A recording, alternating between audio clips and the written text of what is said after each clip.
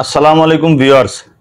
এখনো পর্যন্ত অনেকেই প্রপারলি ভাবে সঠিক নিয়মে ষষ্ঠ শ্রেণীর যে সরকারি ওয়েবসাইট, ওই ওয়েবসাইটে ঢুকে প্রথম থেকে একদম নবম শ্রেণী পর্যন্ত এই যে লিংকে প্রবেশ করে এখনো ভালোভাবে আবেদন করতে পারে না।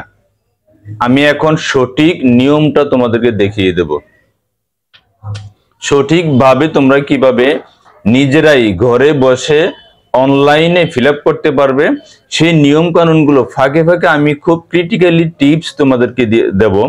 যে টিপস গুলো তোমরা পুরো ফর্মটা ফিল আপ করছো বাট সাবমিট নিচ্ছে না, ছোটখাটো একটু ভুলের জন্য দেখা গেছে কি আধা ঘন্টা 1 ঘন্টা পরিশ্রম করছো, সাবমিট নিচ্ছে না।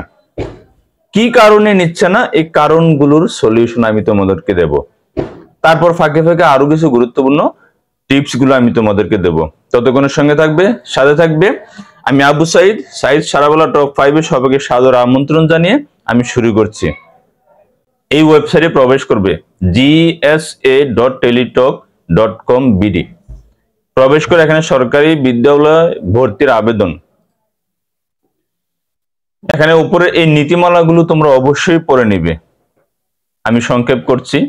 আর এই ফর্মটা, পুরো ফর্মটা ফিল আপ করবে ইংলিশে বড় অক্ষরে, ব্লক লেটার যেটাকে ক্যাপিটাল লেটারে পুরো ফর্মটা ফিল আপ করে। এখানে বাংলার কোনো স্পর্শ নেই। ওনারা জাস্ট খালি এখানে বালক, তারপর নিচে আরেকটা version, Bangla version, English version, এই দুইটা ছাড়া আর কোথাও বাংলার কোনো সম্পর্ক নাই। পুরো ফর্মটা তোমরা ইংলিশে ফিল আপ করবে এবং স্টুডেন্টের জন্ম নিবন্ধন কপিটা অবশ্যই সামনে রাখবে। স্টুডেন্টের জন্ম নিবন্ধনটা আগে অনলাইনে সার্চ করে নেবে, এটা ঠিক আছে কিনা, তোমার হার্ড কপি এবং অনলাইন কপি দুইটা ঠিক আছে কিনা। স্টুডেন্টের মা বাবার নামের সাথে তার আইডি কার্ডের মিল না থাকলেও সমস্যা নেই, তোমরা আগে ফলো করবা স্টুডেন্টের জন্ম নিবন্ধন। আর যদি কোনো ভুল থাকে, মা বাবার আইডি কার্ডের সাথে মিল না থাকে, এগুলো পরবর্তীতে তোমরা সংশোধন করতে পারবে, এইগুলো সময় আছে। তবে এখন বর্তমানে তোমরা যদি ভালোভাবে ফর্মটা ফিল আপ করে লটারিতে চান্স পেতে চাও, রোবট অটো ঘুরবে, কোথাও ভুল আছে কিনা, এই রোবটের মাধ্যমে এগুলো হয়, সফটওয়্যারটা রোবটের মাধ্যমে এগুলো হয়। তারপর কোথাও ভুল থাকলে এটা অটোমেটিকলি তৎক্ষণাৎ এটা ওদের লটারির তালিকা থেকে এটা বাদ দিয়ে দিবে। এখন আর তারপর তো আরো কিভাবে তোমরা লটারিতে চান্স পাবা, কিভাবে খুব সহজভাবে, এগুলো আরো বিস্তারিত বেশ কয়েকটা ভিডিও দিয়েছি। এখন দেখো, এই নামটা লিখবা একদম বড় অক্ষরে, যেটা যেভাবে আছে। জন্ম তারিখটা এই ঘরে দিবা, দেওয়ার পর জন্ম নিবন্ধন নাম্বারটা এখানে দিবা। জন্ম নিবন্ধন নাম্বারটা যদি একটা অক্ষর বলে যায়, একদম পসিবল না। লটারিতে চান্স পাওয়ার পরও যখন ভেরিফাই যাবে, আপনি আপনার কপিগুলো জমা দিবেন, কি কি জমা দিবেন এটারও একটা ভিডিও আছে, দেখে নিবেন। তখন প্রতিষ্ঠান অথরাইজ এটাকে বাতিল বলে ঘোষণা করবে। এখানে বালক বালিকা তৃতীয় লিঙ্গ এগুলো সিলেক্ট করবেন। মোবাইল নাম্বারটা প্রপারলি ভাবে দিবেন, এখানেও মোবাইল নাম্বারটা প্রপারলি ভাবে দিবেন। ইনকেস এখানে মোবাইল নাম্বার ভুল হয়ে গেছে, একদম হয়েই গেছে, এটা সমস্যা নেই, এটা নিয়ে আপনারা মাথা ঘামায়েন না। তারপর পিতার নাম, পিতার নামের জায়গায় ইংলিশ বড় অক্ষর এটা লিখবেন। এনআইডি নাম্বারটা এখানে টাইপ করবেন। এখানে অবলিক জন্ম নিবন্ধন, অবলিক পাসপোর্ট নম্বর। আমি সবার প্রথমেই এই ফর্মটা সম্পর্কে বলছি। অনেকেই কমেন্টে লিখছেন যে এনআইডি কার্ড নাই, সেক্ষেত্রে কি করার। তখন আমি এই ফর্মটা আসার আগে বলছিলাম যে আমাদের অভিজ্ঞতার সম্পন্ন, আমাদের যে অভিজ্ঞতা ওইটা থেকে আমরা বলছিলাম যে আপনারা এনআইডির ঘরে জন্ম নিবন্ধন, পাসপোর্ট নাম্বার এগুলো বসিয়ে দিবেন। দেখছেন এগুলো এখানে রাখছে অবলিক দিয়ে দিয়ে। মাতার নামটা লিখবেন, মাতার আইডি কার্ড লিখবেন, না থাকলে জন্ম নিবন্ধন, না থাকলে পাসপোর্ট কপি এগুলো লিখবেন। অভিভাবক, মা বাবা না থাকলে একজন অভিভাবক প্রয়োজন হয়, এখানে অভিভাবক লিখবেন। এটা স্টার মার্ক নয়, ফিল আপ করতে পারেন, না করতে পারেন। যে শ্রেণীতে ভর্তি হতে চান, আমি এখন কোন শ্রেণীতে আবেদন করব, এখানে তালিকা আছে প্রথম থেকে একদম শেষ পর্যন্ত। নবম, প্রথম ফিডার এগুলো, পঞ্চম এগুলো বাদ দিয়ে একদম প্রথম থেকে নবম শ্রেণী পর্যন্ত। আমার আওতাধীন আমার উপজেলায় এখানে যে সরকারি স্কুলটা, এখানে অনলি ষষ্ঠ থেকে নবম শ্রেণী পর্যন্ত আছে। অনেক স্কুলে আছে আর একটু নিচ থেকে শুরু করি, তৃতীয় থেকে। আরো কিছু স্কুল আছে একদম তৃতীয় থেকে চতুর্থ থেকে শুরু করা হয়, তবে প্রথম থেকে পঞ্চম শ্রেণী এটা একদম হাই স্কুল ক্যাটাগরি না, এটা প্রাইমারি সেকশনে চলে যায়। এটা প্রাইমারি সেকশনে চলে যায়। তোমরা যখন হাই স্কুলে ভর্তির আবেদন করবা, হাই স্কুলে, এটা কিন্তু প্রথম থেকে পঞ্চম শ্রেণী কার্যক্রমের জন্য এখানে এটা না।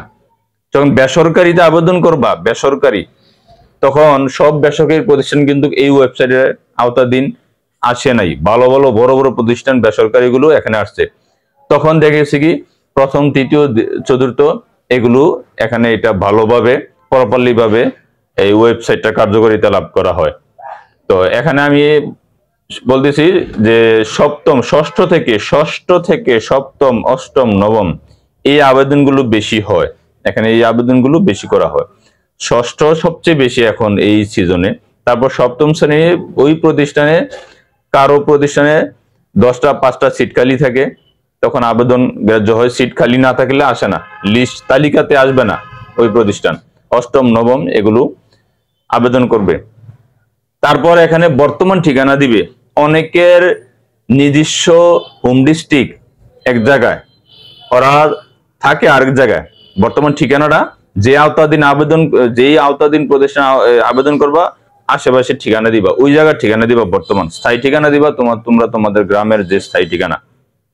আমি বুঝাইতে পারছি? বর্তমান ঠিকানা দিবা তুমি যেই উপজেলায় অবস্থানরত আছো, অর্থাৎ যেখানে তোমরা যেই প্রতিষ্ঠানে তোমরা আবেদন করতেছো ওই জায়গায় বর্তমান ঠিকানা দিবা, স্থায়ী ঠিকানা দিবা, তোমাদের অরিজিনাল ঠিকানা। এখানে ভার্সন বাংলা, ইংরেজি এটা সিলেক্ট করবা, এখানে এটা সিলেক্ট করবা। তারপর যে এলাকার বিদ্যালয়ে আবেদন করতে চান সেগুলোর বিভাগ, জেলা, থানা এগুলো সিলেক্ট করতে হবে। উপরে লেখা আছে এই যে এখানে, তারপর জেলা, তারপর থানা। এটা সিলেক্ট করার পর অটোমেটিকলি এখানে আমাদের তালিকাগুলো চলে আসবে। আমরা যখন বাংলা ভাষণ দেব, উপরে যখন আমি ফিল আপ না করে শুধু তোমাদের ডিরেকশন দিচ্ছি, সিলেক্ট করবা, দেখবা এই যে প্রতিষ্ঠানে আবেদন করবো আমি সিলেক্ট করার পর এখানে তালিকাগুলো চলে আসছে। কোন ক্লাসে দেব এটা আমাকে সিগন্যাল দিচ্ছে, ষষ্ঠতে দেব, আগে ছিল পঞ্চম। এখানে দেখো যে স্কুলে আমি বাংলা ভাষণ দিছি, এখানে এগুলো সিলেক্ট করার পর এখানে বিদ্যালয়ের তালিকা দেখুন অপশনে ক্লিক করতে হবে। এই আওতাধীন যতগুলো সরকারি প্রতিষ্ঠান থাকবে সবগুলো তালিকা চলে আসবে। বিশেষ করে ঢাকা মহানগরীতেই এবং আরো কয়েকটা জায়গায় বেশ কয়েকটা প্রতিষ্ঠান থাকে সরকারি, এখানে এগুলো সিলেক্ট করবা। এই যে দিবা শাখা, তারপর প্রভাতী শাখা, দুইটাই সিলেক্ট করতে পারবে। দুইটাতেই কিন্তু লটারি দুইবার বিবেচনা করা হবে, দুইটাতেই দুইবার বিবেচনা করা হবে। একটা আবেদনের ক্ষেত্রে তুমি দুইবার সিলেক্ট করছো, এখানে আরো প্রতিষ্ঠান থাকতে পারতো, সর্বোচ্চ 5টা সিলেক্ট করতে পারতে। সবগুলোতে কিন্তু এই 5বার হইলে, 5টা প্রতিষ্ঠান হইলে 5বার তোমাদের লটারি বিবেচনা করা হইতো। এখন 2টা প্রতিষ্ঠান পাইছি, দুইবার। তারপর তোমরা কোটা দিবে, প্রাইমারি স্কুল থেকে পাশ করে আসলে এই কোটার দিবে। আরো কোটা আছে, মুক্তিযোদ্ধা সন্তানের আছে, মিনিস্ট্রি অফ এডুকেশনের আছে, এগুলো তোমরা সিলেক্ট করবে। তবে ডকুমেন্টস দিতে হবে, কোটা সিলেক্ট করলে ডকুমেন্টস দিতেই হবে। ছবিটা দিবা 300x300 দিয়ে আপলোড করে এখানে, তারপর সাবমিট করে দিবে। কাজ কিন্তু শেষ। সাবমিট করার পর তোমাদের একটা অ্যাপ্লিকেশন ফরম্যাট ডাউনলোড করতে বলবে, ডাউনলোড করে নিবে। ডাউনলোড করে এটাকে সংরক্ষণে রাখতে হবে। তারপর টেলিটক সিমের মাধ্যমে তোমরা পেমেন্ট করবে। টেলিটক সিমের মাধ্যমে ডিরেকশন দেওয়া থাকবে কিভাবে, যে অ্যাপ্লিকেশনটা প্রিন্ট করবে ওই জায়গায় ডিরেকশন দেওয়া থাকবে। টেলিটক সিম দিয়ে তোমরা বিলটা পরিশোধ করে দিবে। এখানে ফিল আপ করতে আসলে অনেক সময় এখানে তোমাকে নক দিবে, কি সমস্যা, অ্যাপ্লিকেশন সাবমিট নিতে চাইবে না, তোমাকে বলবে নাম উল্লেখ করুন, আমি নাম লিখছি না, তোমাদেরকে দেখানোর জন্য আমি ওই জায়গায় ফিল আপ করি নাই। তো এখানে নক দিবে। আবার অনেক সময় লিখে যে এই বাংলা ফরম্যাট থাকার কারণে সাবমিট নিচ্ছে না, অথচ বাংলা লিখছি না। ওই দিন আমাকে একটা সিগন্যাল দিল, আমার ছোট ভাই আবেদন করছিল, এই জায়গার নামটা লিখার সময় প্রথমে একটা স্পেস ব্যবহার করছে, তারপর সে এখানে নামটা লিখলো, তারপর লিখার পর আরেকটা স্পেস ব্যবহার করছে। এই দুইটা স্পেস ব্যবহার করার কারণে আমি লিখছি সবগুলো ইংলিশ ফরম্যাট, আমাকে বলতেছে বাংলা ফরম্যাট লিখার কারণে সাবমিট নিচ্ছে না।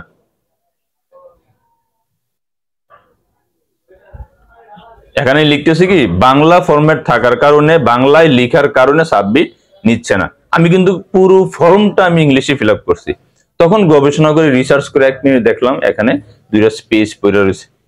এই জন্য পিতা মাতা তোমাদের নিজের জন্ম নিবন্ধন নাম্বার লিখার পূর্বে এবং লাস্টে কোনো স্পেস ব্যবহার করবা না, স্পেস অর্থাৎ একটা ফাঁকা দিবা না। আশা করি তোমরা এই ফর্মটা, এখানে জটিলতা কিছুই নেই, তবে জন্ম নিবন্ধন নাম, বাবার নাম, মায়ের নামগুলো নিবন্ধন দেখে দেখে সঠিকভাবে যদি ফিল আপ করতে পারো, এটা রোবট একদম এক চান্সে এটা লটারির তালিকায় চলে পাঠিয়ে দিবে।